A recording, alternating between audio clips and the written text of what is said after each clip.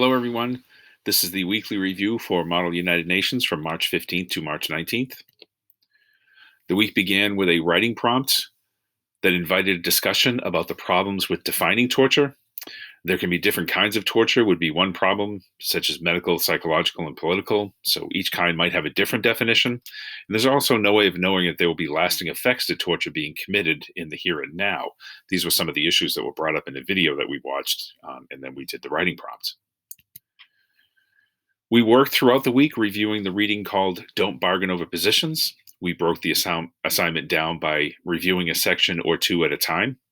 The takeaways from that reading include that arguing over positions produces unwise outcomes and is inefficient, and arguing over positions endangers an ongoing relationship, and positional bargaining is even worse. Essentially, it was saying that you have to go in to the negotiations with some idea that there will be consensus and not holding fast to your position. We continued working on the background guide on the definition of torture.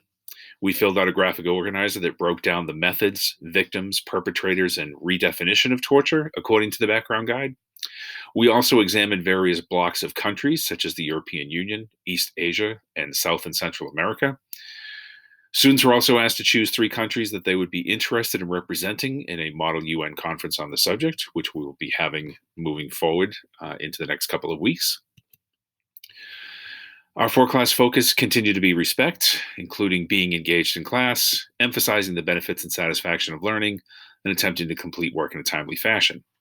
We reviewed previous responses to exit tickets and then conducted an exit ticket asking students to reflect on their learning and how respectful they were over the past few weeks. We also worked together on the Level 1 formative assessment for developing decisions. The assessment was a review of the unpacking of the standard. We basically defined the various terms, the nouns and verbs within the standard that we are working on. What's coming up next? We will continue with Unit 2, the UN's role in crisis response. We will work on the Level 2 and 3 formative assessments for developing decisions and begin to assign countries and research individual countries' position on the crisis subject at hand, which in this case would be the definition of torture. So that's it for now. I remind folks to make sure that you are working on the formative and summative assessments from Unit 1. If you have not completed them yet, please make sure you do so. And that's it for now. Take care.